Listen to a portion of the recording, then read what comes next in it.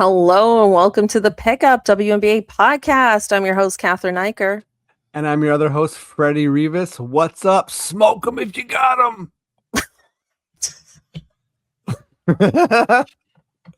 I just thought, you know what? What's something that's going to throw Cathryn off right away? And smoke them if you got them is what popped into my head. You know what popped into my head? Plugging our god dang socials at the Pickup WNBA podcast on YouTube, on Instagram. Like, subscribe, comment. That really does matter. And we are currently not supported by any major anything. It's basically just people who listen to this podcast. This is unhinged. Some ad revenue. Yeah. This is unhinged. You got to remember, for anyone who's who's like, we have some lovely folks they're listening to both our podcasts. So like, I'm fresh off my first solo pod. That's right. So I'm wigging out, you know. Did you enjoy it? Do you want to do more of that? I want to do more without you, Cathryn. Yeah, I don't want to do things without you. But I did enjoy it just because it felt like a very important part of my podcast career. It was like a rite of passage. With that said, I always preferred to podcast with somebody because I like to listen to podcasts where there's multiple people, just for the back and forth, the not even like the disagreements, but just kind of the different perspectives, you know? Yeah, absolutely. I did a bunch of solo podcasting during the pandemic, actually. I was just starting Buckets and Tea, RIP. And yeah, I was still trying to figure a lot of stuff out. And so I was solo potting for a while, and I would go on for a long time about that NBA bubble, man. I went off. Like, I don't know how anyone tolerated listening to me, but I appreciate any and all of you. But yeah, solo potting, you're right, it is a rite of passage. As a stand-up, I feel like it wasn't that hard for me. Right. Yeah. You have those skills baked in. Yeah. But with that being said, look, it's we've got the Unrivaled final tonight. We're recording this before the final, so congratulations to the Phantom or the Mist, whoever wins tonight. We got some Unrivaled stuff to talk about in a bit, but Freddie, we have some exciting NCAA news to share with everyone.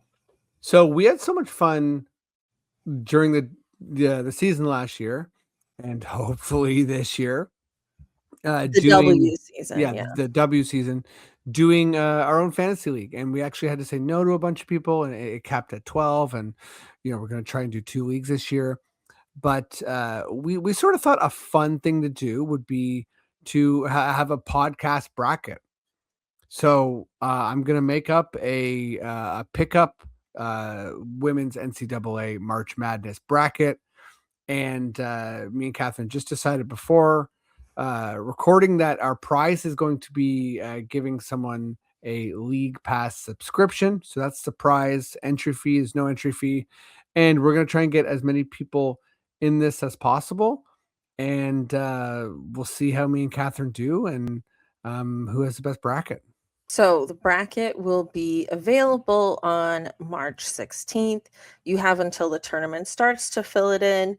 To find our bracket, find it on our social media, YouTube links, Instagram profile links. That's where you'll find it. And we're excited to do this together. Oh, yeah. Let's do it. Okay, cool. So let's move on and talk a little bit about Unrivaled as we are at the season's end. And so my question for you, Freddie, is for all the teams this year, who did you have the most fun watching and who are you really rooting for all season long? Yeah. So for me, it is the Phantom, which feels like a bit of a front runner pick. because No, you might be a champion. I know, and I generally don't. I try to do something fancy, and I try to not pick the best team. But in this case, I remember us talking about the Unrivaled squads when it started, and I just love the toughness of this team. Natasha Cloud, Dana Evans, Kiki Iriafen, Tiffany Hayes, Leah Boston, Kelsey Plum. I think the Boston Iriafen combo, like in general, were two players I love seeing just like bully their way. Iriafen in her first year, and then Boston obviously had a massive year for the Fever.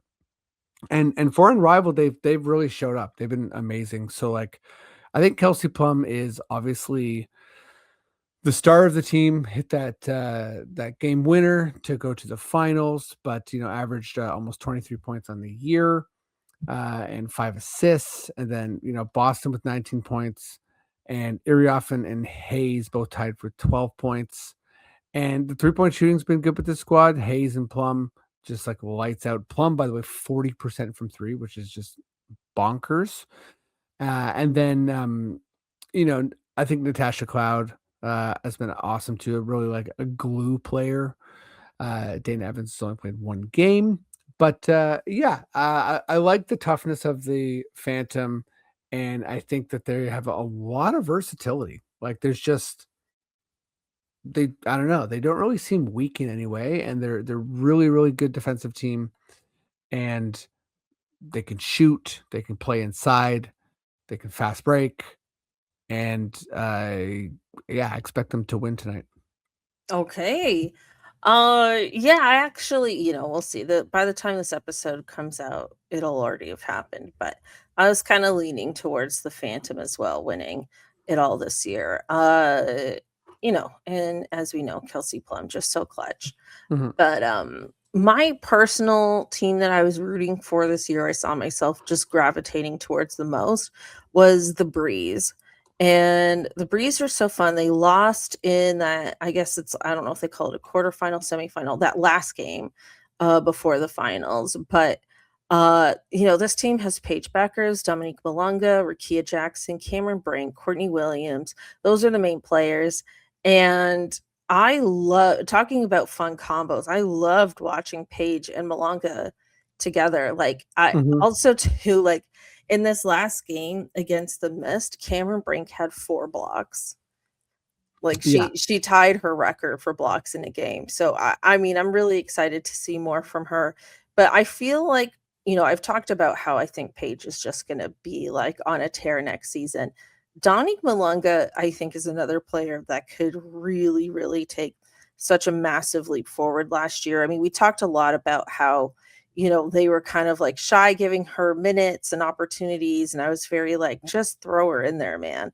Yeah. And the thing I'm all in on Dom Malong. I know you are. I am too. I mean, I think the thing that impressed me the most watching her was just how she's able to create so much space for herself in the paint. Like it's kind of crazy. Like you have like Stewie guarding her, like one of the greats, and she can just like do a dribble turnaround and just suddenly be wide open. And I just feel like, wow, that's such a gift. And she was able to do that multiple times. And I just think like her pace up and down the court is great. Her and Rakia Jackson also had really great moments together, fast breaks, passing the ball back and forth to the point where you're like, I don't even know who's going to score. This is so good. And I just feel like the present and future of this league is in such good Mhm. hands. It's unreal. And I just always have to say this because I think, particularly in the W and women's basketball, it's such a contrast, uh, because of the structure of the NCAA. But Paige Beckers, 24 years old. Dominique Malonga, 20 years old. Mhm, mhm, mhm. So just like think about what she's already doing, and she's in like a junior, or So she's she was she's like born in like she's like a 2000. sophomore, right? So she's like in the league, Yeah. you She know? was born in like 2005 or 2006. Yeah. What were you doing in 2005? What was I doing in 2005? I was finishing high school. You were oh yeah, I'm older than you. In 2005, I was interning at oh yeah, I was at Much Music interning while I was in Pardon me. college. Much Yeah. Music. For our American listeners, That's like MTV yeah, basically. it's like a watered down MTV, baby. Let me tell you, it And sounds good. even in 2005, the walls were coming down. Yeah, Like you knew, like you were on a sinking ship even in yeah, 2005. yeah. Like it was wild. That car was falling out of the building. That's a deep Toronto reference. No, Deep it's Toronto true. reference. Like, I thought I was gonna be like a just like a fun, like, pop culture, like a VJ kind of person. That's what I always wanted to do, and then, you get there, and then there's, like, these 40-year-olds, and they're, like, trying to think of new ways to make fun of Britney Spears, and I'm like, "I don't wanna be doing that at 40." Mhm. It's wild, and I'm not, thank God. Anyway, fun for us. Here, here. Listen, it's early March, you know? It's early March. I can throw questions like that at you. Hell yeah. Uh, okay.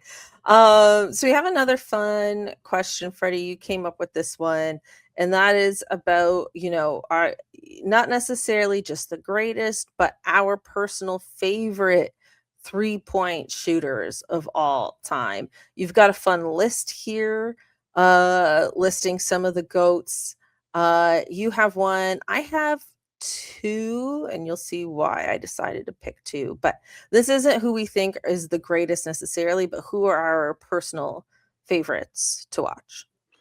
Yeah, and we would love to hear your favorite three-point shooter, of all time. I think especially if we got any old heads out there, there's a lot of three-point shooters we weren't able to watch in real time, but, we Mhm. sort of put together a list and then picked from the list. So here are the honorable mentions.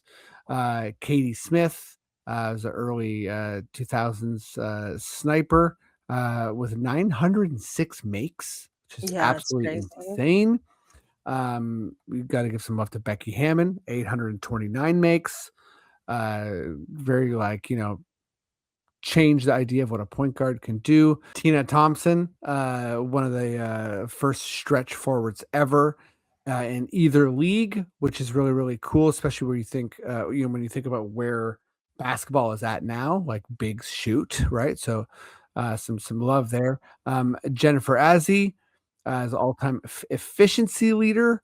Sue Bird. I mean, what can you say about Sue Bird? Mhm. And then Kara Lawson, and then yeah, there's some modern players. Kelsey Mitchell made our list as well, which is wild because that's like a very very current player. Mhm. And then yeah, three other players. Cathryn, since you have two, do you want to do one? Then I'll do one. Then you do one. Yeah, also Have too, fun. interesting honorable mention not on this list is Caitlin Clark. I thought so too. Like when we were going through it, I think, uh, Maybe she just yeah, doesn't have like the WNBA league stats yet.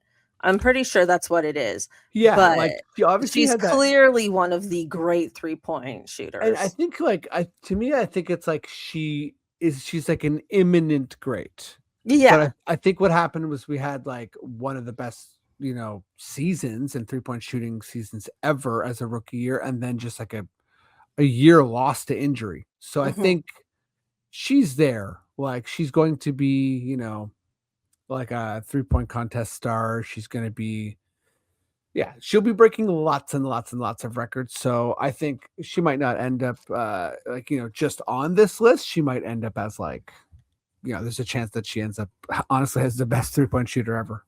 Yeah. So my first one is Tarasi. Anybody who's been listening to this podcast for a while, shout out to you. I'm a huge Diana Taurasi fan. She's the first player to surpass 1,400 career makes. She shot from three at 36%. Although I will say, like, Diana Taurasi was so clutch. This is the reason I have two picks. For me, whether she hit a two or a three, it didn't matter. I was just Mhm. excited when she had the ball in her hands in a clutch situation. You know what I mean? So that's why I was like, oh, like Diana Taurasi, like, goated, one of my favorite players of all time. But the 3-point shot isn't necessarily the first thing I think about when I think about her. Right. So that's kind of why I have that bit of a caveat here. The person who I guess is my real pick is Sabrina Ionescu. And the reason why she's my pick is because I hold my breath every time she's about to shoot a 3. Like, it's exciting.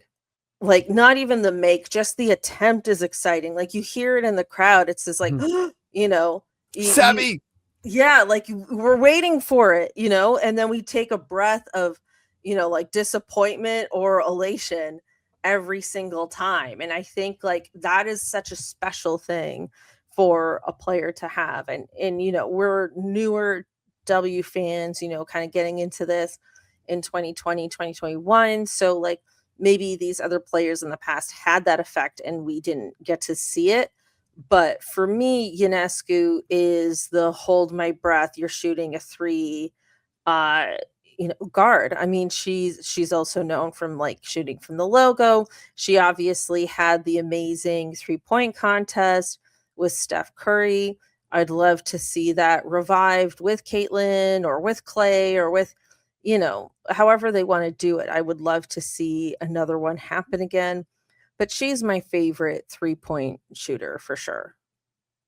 And I mean, like, what other credential do you need than being the person in either league, NBA or WNBA, that has the single best 3-point like shootout record? Like, she has the highest score, Yeah. including men. Like, just she Well, yeah, that's what sparked the whole thing with her right. It and was just Steph. You're like right, she yeah. missed one. So um Phenomenal. absolutely insane. I think that's a good transition for mine because mine is a 4-time winner of the 3-point Yeah. contest, Allie Quigley. So I Allie think this is Quigley. like, I think, Catherine prefaced it like this very personal thing, right? When we Well, we started, are late stage Allie Quigley fans. yes, very much so. And when we came into the league, we're like, and started doing this podcast. We're like, okay, this is so long before the tempo was a thing, and I mean, hopefully that is a thing soon. But we decided, like, okay, we each got to have a team to cover. Before I switched to the links, I had that one year where I was a Sky fan, and man, it was a ride. The Sky won it 'Cause you all. want It was so great. And Quigley, Copper and Parker and everything. And it was just so amazing. But yeah, I think opposite of what you're saying about Tarasi and sort of Sabrina as well. Like, both of those players like had a lot to their game, and they were amazing at like at the 3. Quigley, again, like a legendary, well-rounded player, like, but really though a specialist, really a Mhm. specialist, and just like she was on the court to shoot, she did shoot. She was amazing, incredible blistering percentage, and yeah, that was the deal. She was like the shooter. And I remember the last time she won the 3-point contest, it was sort of, there was an air of like, is this fair? Like, to have her in this? Because like she's just gonna keep winning. And it's a cool record. And like I think I will always enjoy that NBA comparison here. That Reggie Miller type, like the player who you're setting screens for, and like if just watching someone chase someone else around with fear, knowing that if you give them like just like a millisecond of daylight, they're going to drain the 3 is a fun is a fun game. So Mhm. Allie Quigley is my pick for my favorite 3-point shooter that I've ever seen. Amazing. Okay, Freddie, I think it's time for your fun question. Okay, FFQ. This is a hopeful one. We've mentioned that the CBA negotiations are at the 11th hour, and uh, hoping that they will get done, and they will have a season. It made me think like, hey, this is like an ADHD friendly podcast, What, Cathryn, have you got done at the 11th hour? Like, what's something you did and it was like, oh my God, like this is like last minute, but we got it done. Yeah, this is a hard one for me to answer because I was like literally everything. Yes, yes. Everything always gets stuck to the last minute, need that adrenaline rush, that Mhm. dopamine, Yep. whatever. It's horrible, but true. But then Freddie, you were asking me about like maybe some stand-up comedy examples. And so recently I was at Comedy Bar, I did a show, shout out to Comedy Bar, and then was asked last minute if I could do a second show, which happens from time to time, and so I did. And I had to get it together because this was like a very like the first show was like booked, like sold out crowd, like great. The second show was like significantly smaller crowd. I'm talking like maybe 10 people. Mhm. It's like late at night, Those but shows you are got hard. but you got to do the show. Right. And so when it's like a smaller crowd like that, you can't just like repeat the same set. Like you need to be more like conversational about it in order to like keep them like engaged. And so I had to adjust everything last minute. And I do this joke on stage about polyamory. Okay, I'm not polyamorous, but essentially the joke is that I mean, I don't want to repeat the joke, but anyway, maybe I won't do that. So the joke's about polyamory. Gotcha. Okay. Then I ask somebody in the crowd if they are also polyamorous. And this guy tells me yes. So then I say, okay, I'm going to do the joke. And at the end of the joke, you can tell me whether you think this is accurate or not. So I do the joke and then I ask him, and then he says to me, well, actually, I matched with you online a few years ago and you stopped talking to me. Deadly. I'm like, and it's stand up. So you got to react to that. Right. And I was like, but then I was like, but you have like 3 girlfriends now. Right. And then he was like, yeah. And then I was like, well, what the hell? Basically, I was like, "Well, good. I'm not gonna be your 4th girlfriend." I Mhm. really feel like that worked out. And so that got, like, a big laugh and blah, blah, blah, but it was, like, one of the wildest heckles I've ever had. Like, even, That's like an insane heckle. like, even the host was, like, in the back, like, I could see her, like, dying laughing, like, "Oh my god, he did not just say that." But also, like, you matched with me a few years ago? Like, I don't even remember this guy. Like, we never went on a date. We just matched.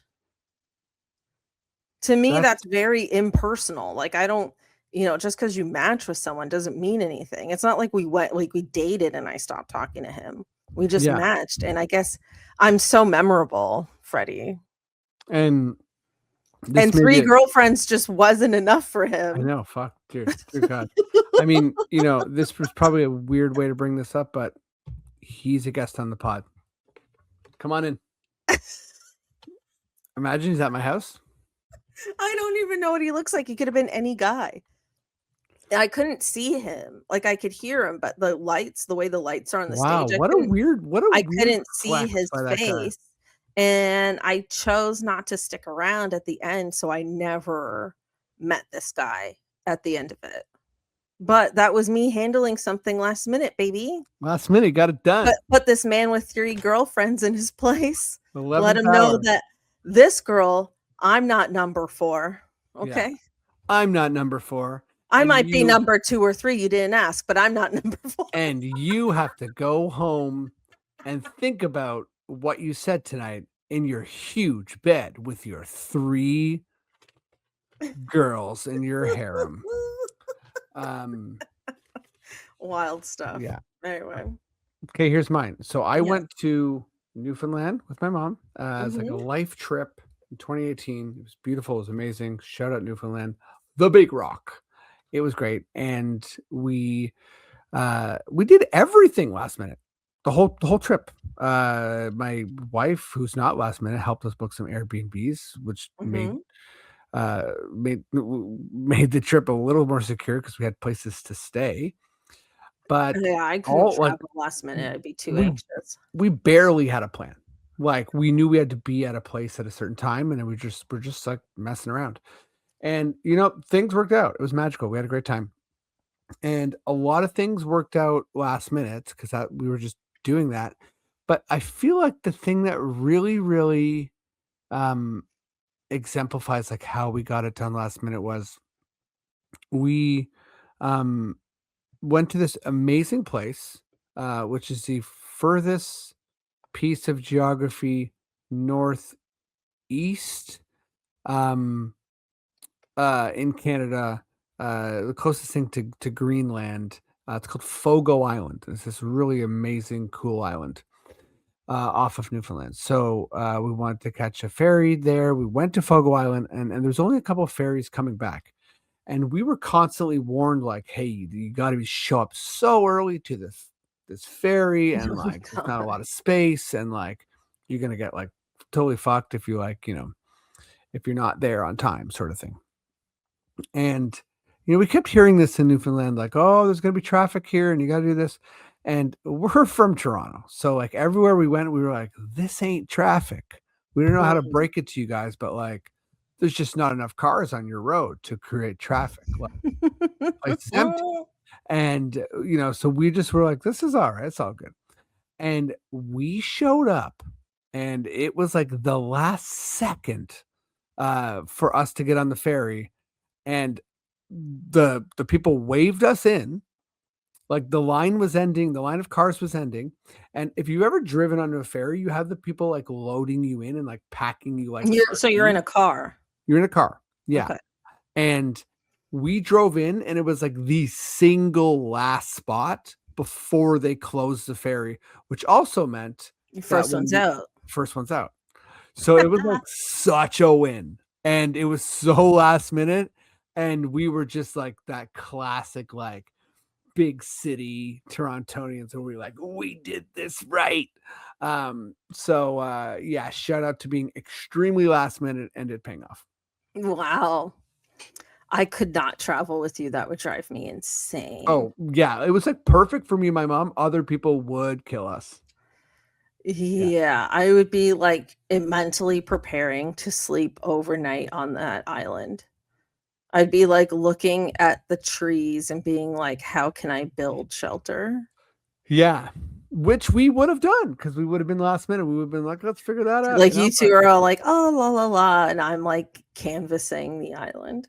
yeah, That's great. Listen, WNBA, use Freddie's time in Newfoundland, use my time with the heckler yeah, as inspo. polyamory, Look, Ogle Island, the figure it the out. the polyamorous, they probably get shit done, I don't know.